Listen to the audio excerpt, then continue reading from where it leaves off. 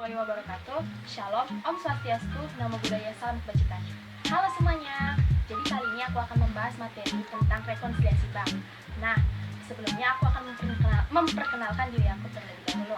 Nama aku Anggreni Teresa Siregar dari kelas 12 Akuntansi 2. Aku bersekolah di SMK Multistudi High School. Nah, materi ini diberikan oleh Bu Eli selaku guru akuntansi keuangan di SMK Multistudi High School. Kawan-kawan, ada dua materi yang diberikan oleh Bu Elis untuk dijelaskan. Yang pertama, apa itu rekonsiliasi bank?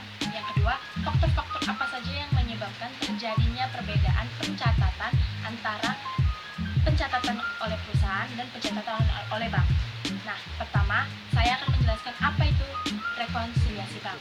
Rekonsiliasi bank adalah pembuatan laporan oleh pihak perusahaan mengenai saldo kas dan penjelasan sebab-sebab terjadinya ketidakcocokan atau ketidaksamaan antara saldo kas pada perusahaan dan saldo kas pada bank. Tujuan dari rekonsiliasi bank adalah yang pertama, mengecek ketelitian pencatatan saldo kas pada perusahaan dan saldo kas pada bank. Nah, jadi kita mencocokkan apakah cocok atau kita meneliti lebih lagi apakah sudah cocok antara saldo kas pada perusahaan dan saldo kas pada bank. Yang kedua, ada mengetahui pengeluaran dan penerimaan. Jadi, pihak perusahaan mengetahui apa saja yang mereka terima, apa saja yang mereka keluarkan, dan pihak bank juga mengetahui apa saja yang mereka keluarkan dan apa saja yang mereka terima. Nah, yang ketiga ada membuktikan transaksi tersebut dicatat dengan benar atau tidak. Jadi, yang ketiga ini menjelaskan atau memberitahukan bahwa transaksi tersebut tidak ada direkayasa, bahwa transaksi tersebut benar-benar terjadi dan tidak ada yang sama sekali dibuat-buat atau ditambah-tambah atau dikurang-kurang. Nah, kawan-kawan, selanjutnya kita akan membahas faktor-faktor apa saja yang menjadi penyebab perbedaan pencatatan pembukuan pada perusahaan dan pencatatan pembukuan pada bank. Nah, yang pertama kita akan membahas pencatatan pembukuan pada internal atau perusahaan. Ini dilakukan oleh pihak perusahaan.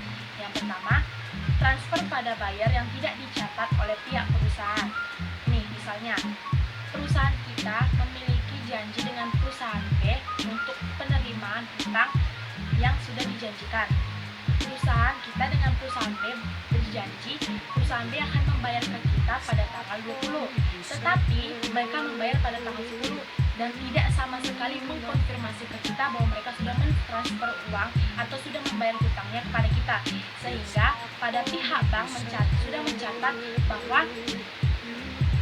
mencatat bahwa pihak B, perusahaan B ini sudah membayar atau mentransfer uangnya kepada kita, sedangkan perusahaan tidak mencatat. Jadi adanya ketidakseimbangan atau perbedaan antara keduanya. Nah, selanjutnya kita akan masuk ke cek kosong. Nih, kenapa sih bisa jadi adanya cek kosong pada perbedaannya? Karena contohnya, perusahaan kita mempunyai janji dengan perusahaan B. Perusahaan B membeli barang kepada kita dengan menggunakan cek kosong.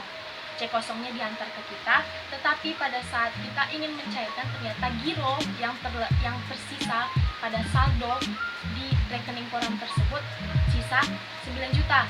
Padahal di cek kosongnya tersebut ditulis 10 juta.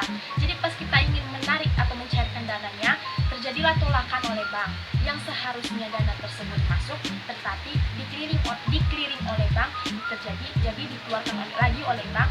Jadi pada pencatatan bank tidak sama sekali bertambah ataupun berkurang, malah tetap.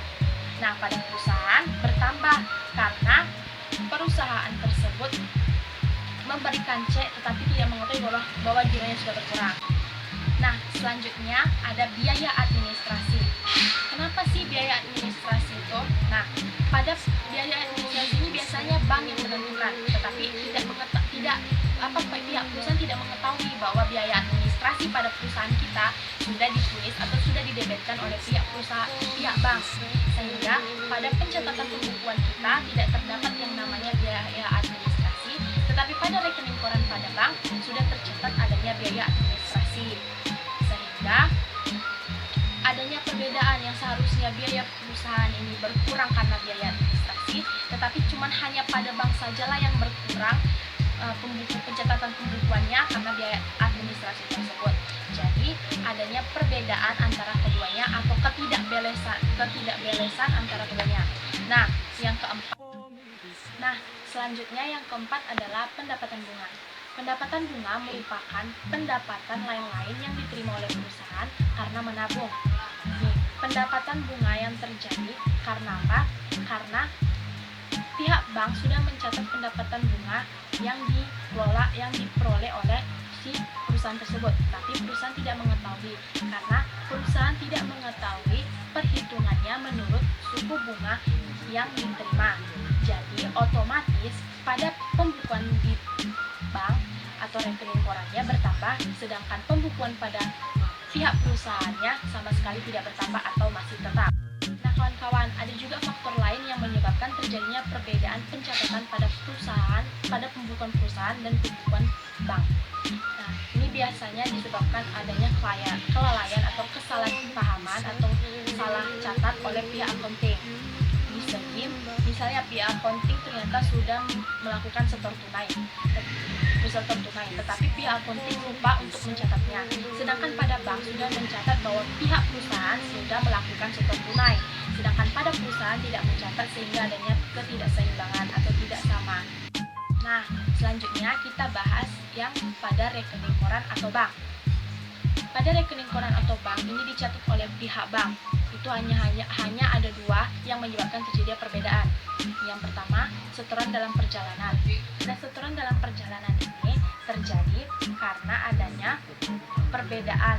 Nah, pada perusahaan menyetor kepada bank pada sore hari. Di sore hari perusahaan itu menyetor uang kepada bank, tetapi bank akan mencatatnya pada keesokan harinya, sehingga terjadi perbedaan. Pada perusahaan ini sudah menyetor uang ke bank pada tanggal sekian, sedangkan pada bank dia akan mencatat pada tanggal keesokannya, sehingga terjadi perbedaan. Sama pada akhir periode. Nih, kita tutup buku itu pada tanggal 31 dalam sebulan, dalam 1 tahun. Nah, pada tanggal 31 akhir tahun kita menyetor setoran kepada bank. Tetapi bank akan mencatatnya pada tanggal 1 bulan Januari tahun berikutnya.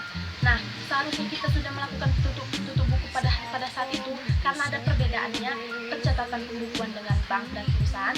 Jadi adanya perbedaan tersebut membuat semuanya tidak sama-sama atau ketidakcocokan. Nah, yang kedua pada rekening koran ini adalah cek yang beredar. Ini saya kasih contoh ya. Misalnya, saya membayar pembelian barang dengan cek seharga 8 juta pada tanggal 2 dan jatuh temponya pada tanggal 25. Nah, pada saat itu perusahaan sudah mencatat bahwa pembayarannya sudah dilakukan, tetapi pihak supplier lupa mencairkan dana tersebut kepada bank, sehingga bank belum mencatat sama sekali bahwa pihak perusahaan sudah membayar kepada supplier tersebut, sehingga terjadinya ketidakcocokan atau perbedaan antara keduanya. Nah kawan-kawan, itu dia tadi penjelasan tentang rekonsiliasi bank. Jadi sekian dari saya, terima kasih.